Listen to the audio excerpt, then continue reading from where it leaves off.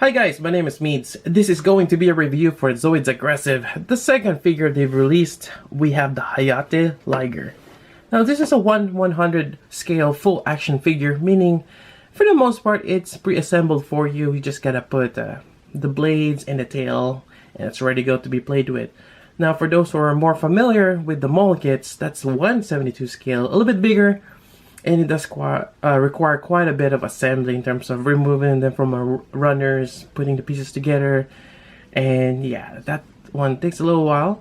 So there's a big difference. But nonetheless, I do enjoy both. I like building kits as well as the action figures. And also there's, I believe, the older style where it's motorized. So there's that type also for the Zoids, figures and mold kits I like. Anyways, getting back to this. So this is the second one they've released. The first one is the Murasame Liger, which I really like, hence why I'm getting this. And maybe future releases. And here we go. Really nice box art here. And another thing I want to add before we keep going is that this is going to be a blind review. Meaning I haven't really watched, or actually I haven't watched at all the Zoids Genesis anime. I watched the one with Liger Zero, and I think there's another anime or Zoids anime I watched where the main character has the blade or the shield, then I think it turns into a blade Liger. So those two Zoids anime I've watched, but not the Genesis one. So just a heads up, I'm not too familiar with this particular character or Zoids. I'm about to say suit. It's not Gundam. Anyway, so it's a really nice box. You got that kind of like the stainless steel look on it, or a polished steel. Quite nice on the side here. It does remind me of the Schneider. Yeah, but I kind of read up on it. The Hayate is supposed to be a high-speed Zoids. So it's kind of like the Jaeger, but in some sense it's kind of like the Schneider too. It has blades. Anyways, that's pretty much it for the box art, and we're looking at 6,800 yen. So this is a bit expensive than your typical figures that you get on the market, but considering it's Zoids, it has something unique, and yeah, it's Kotobukiya. And actually, it's fairly good in terms of the quality. It's quite nice. Although the details could have been a bit more, but it's a bit of a smaller scale, which I think the details is more for the mold kits. You get to see more on that aspect. Anyways, enough of that. Let's open it up. Alright, so the first thing I noticed is the marks right there on the torso. Actually, this one is covered with that plastic wrap, and which you have to pop in the joints or the front legs. But yeah, I noticed that nub mark, and it's kind of noticeable, but if you look around, the other ones don't have that. It's kind of odd. So this piece here is a separate thing. Wonder if I can pop it out. But that's something I have to clean up, and I might do that off camera just to be a little bit careful. I kind of remove that stress marks from getting cut. Alright, so you kind of still see it, but the stress mark is gone for the most part. So what I've done is I got my hobby knife here. My hobby knife has that ceramic blade, and it has that a bit of more of a round edge right there, as opposed to the hobby knife, which is just a straight pointed one. So if you do have a ceramic and a knife, it does have some advantages.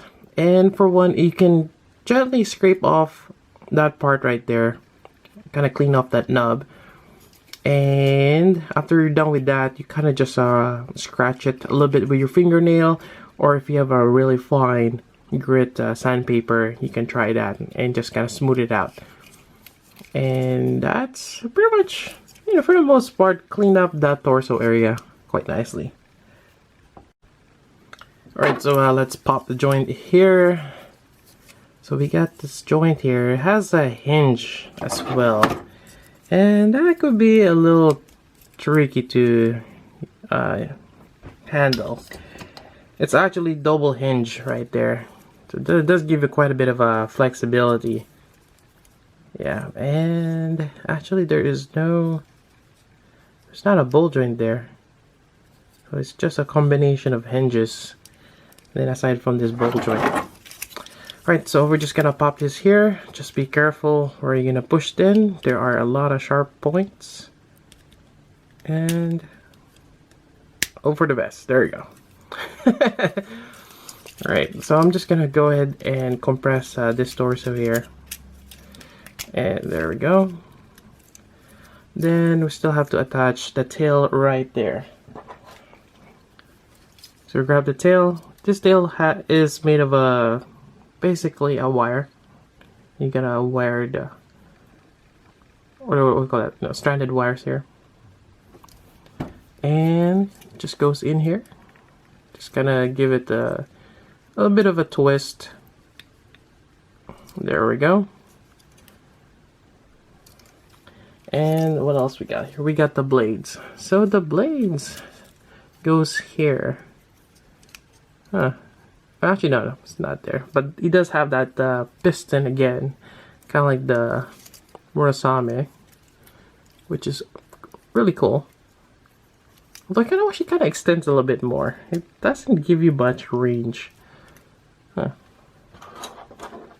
Alright, so we got the blades here, and from what it looks like, it goes to this wide peg right here. I have to look in the box, but I think this might be on the right or left. Hold on, let me verify. Yep, my hunches are correct. It's on the right. Most likely, the palette is right-handed. Oh, okay. There is a peg there. So, I mean, there's a little notch. So it's not just an exact round peg. You have to match it in. There we go. But once you match it in... Oh, okay. That's an interesting locking mechanism. You cannot see that peg there. Okay, so I guess once you put it on, you can slide it. That's interesting. Question is, how do you pop it out?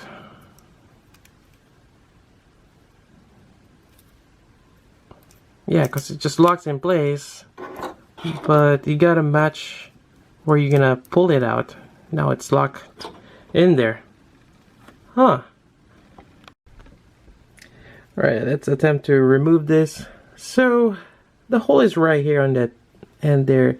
You just gotta align it, and you kind of just want to wiggle it, and it just pops out like so. There we go. Let's make sure that all the peg is still intact, and that's how you pop that. Alright, so I kind of looked into it, and you can pop it out, but you gotta align that peg very carefully, otherwise you're just gonna end up breaking that whole peg system there. Yeah, it works, it locks in place quite nicely, just that when you want to put it back on the box, you might have to think twice.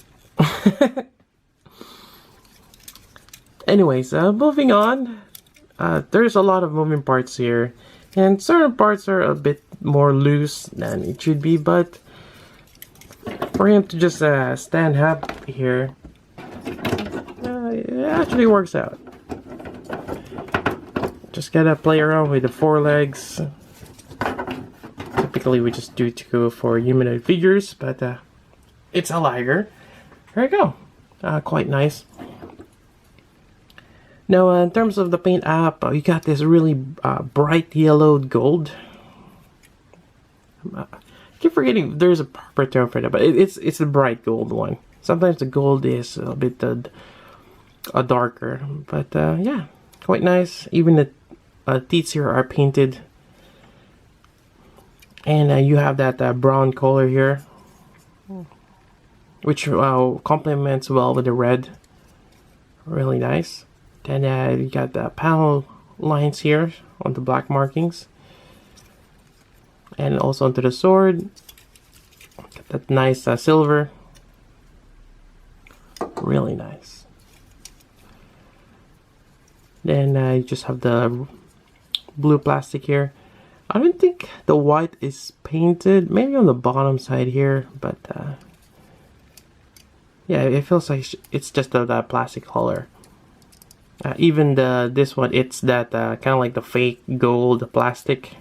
Yeah, this one is painted, but the vents here are just that, yeah, again, fake gold plastic. Huh. Yeah, but looking good. Now let's go over articulation. We have the mouth here that you can always open up. Quite nice. You got the bottom part of the mane here. The sides here are fixed, although it seems like you can move them up and down. Huh. It's quite nice. The top part, you can move this, kind of reveal the top part where you can have the pilot. But yeah, this crest here is just all together. Nicely detailed.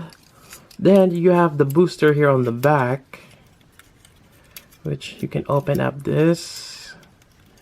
And there's actually the inside part as well. Oh wow, you can really open this up. Nice. So you get that vents here, the flaps. Might be the cooling system as well, but you get the booster. Yeah, you can. I kind of wish you can move this away, but there we go. You can really open that up or flare it up. So that's the back booster. Let's see what else we got here. Then you have the torso, and again you have that capability of extending it. That way you get a bit more range of motion. I kind of wish they give you a bit more of a tighter fit, or maybe a ratcheting joint, because this is just too loose in my opinion. But you do have that hinge going this way, then you have a hinge this way as well, and I guess for the most part that gives you what you need for in terms of articulation, that midsection. Now we kind of look over on that joint here for the shoulder. Same thing on the back sides. Then you have mobility here. Let's see. The elbow part, I guess. It's double jointed. And basically where there's a blue, that's actually a working hinge. So that's quite nice. It's a ball joint here. You can move this sideways. And it'll be the same for the back side. Although this, well, this part kind of hinders it going back, but I guess it doesn't need to move that much on the back there. And for this, we got that swivel where the peg connection is, and you have a hinge. So you can just rotate this, then you get the blades. It's quite nice. And with a combination of that, you can do a lot of awesome dynamic poses. And there is one more. I kind of forgot where it is. Is it? I'm trying to figure. There is a peg connection. That's not it. And I think I just popped it out. That's probably glued in place. Whoops. I have to look into where that... Oh, there's another nub there that I have to clean up. Start noticing the nubs. Oh, right there. There we go. I was like looking for where it is. There's a section here where you can connect to a base. So if you can pop this out, it's right here, this square area. It's kind of hard to pop out the first time, but it's there, and you have a separate piece for a peg connection if you want him to have a more aerodynamic. Unfortunately, this figure set does not come with a stand. I kind of wish it does, although I think Kotobukiya does have their own action base. Yeah, they have a couple of those that you have to build. Otherwise, you can probably just use Tamashi stage axe from Bandai. Yeah, that's pretty much it in terms of articulation and the review. I'm gonna go ahead and put this side by side with the Murasame for just a size comparison. And yeah. Alright, so I'm actually finding a lot more cool things about this particular figure. This events here actually extends, so that's quite nice. I like that. Although I'm trying to get that last one there, might need to get a screwdriver. There we go. So that extends out, and more than likely this backside does extend out as well. So that's really cool. And other than that, let me see here. I should really just look at the instruction manual. Not for this one. But we already explored that one. Again, I like that spike there on the cheek. Yeah, there's just something about discovering articulation that's really amazing for me. So we got that part there. Let's see what else.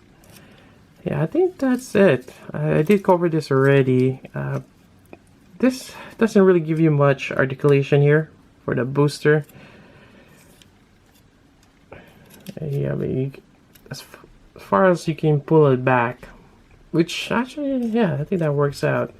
Then you have that hinge there to lean it on the side. Open this up, then you got this flaps here that you can move. Really cool. I like that. Although it just gets tangled up there. Or maybe, hold on. Does that go forward? Yeah, I don't think it's meant to be like that. Anyways. Yeah. I think we've covered most of it. I don't think the neck extends. Or there's a need for that. But yeah, there's a lot of spiky stuff here. Really cool. Another thing I've noticed is that the waist armor here, it's actually the same mold as the Murasame, and if we're able to pop this out here, the midsection, we could probably put this in. But this seems to be glued in place. I tried, but I don't want to break it. And I think it's for obvious reason. This one does slide out, not that easy, but it does slide out from time to time of Murasame's waist. So that's probably the reason why they glued this piece here in the middle. Alright, so I think I managed to get it out. So grab a flat screwdriver, maybe a little thinner than this, and you just kind of pry it out slowly. Just kind of edge it in there till you pop that out. And you grab this other one and put it on. Now you have that, I believe, a 3mm peg connection. Alright, so here we go. We have the Hayate and the Murasame. They both look great. Yeah, I need to work more on posing this. It's just a little difficult since you're managing 4 arms or legs. Yeah. But yeah, definitely a really nice figure to have, or have the set, since they're gonna have more. They have the Mugen, and I think the Blade Liger is the 4th one, and who knows, they might start going with the Liger Zero. I wish they make that. I think Liger Zero is one of the popular ones, and maybe the Liger, Panzer, and the Schneider. That would be amazing. And also the popular Shadow Fox, although I like Lightning Strikes more. But yeah, a really nice figure. There's a lot more you can do in terms of posing. I mean, I could spend the time to do that, but I'll probably just leave that on the picture side. I'll take a little bit more pictures, which you can check on my Facebook page. But yeah, definitely a really nice release. Now, if you have to pick, and let's just say, like right now, you have to pick between these two. For me, I would suggest still get the Murasame. I just find that the Hayate just has a lot of things going on it. But if you like that, you get a lot of the blades, and yeah, you got 2 blades for the arm here. Go for it. The booster is nice, but it's just there's just a lot of things going on it, to be honest. I mean, he does look a lot cooler, but I think it's just, that's the problem with Zoids sometimes. When it gets overcomplicated, it's just too much. This, on the other hand, is a much more simpler design. It works. I like this quite a bit, and it's a lot easier to manage. So just keep those in mind when you're picking this up, or if you have to pick between these two. Now that's gonna change once we have more of this, and who knows, maybe I'll like the Blade Liger when that comes out. That's gonna be a little bit more simpler than this, guys. We'll see. Anyways, that's about it for this review. Hope you guys like it, and till next time, I do plan to get the other ones. So until then, this is Meats. Thanks for watching. And I was like doing the werewolf mode. Basically, you pop the neck off the joint and kind of rest it in front, and kind of move around the legs. There you go. Yep. Although the waist is still loose, so you might have to fiddle around with it. It's just kind of silly. I like doing silly things.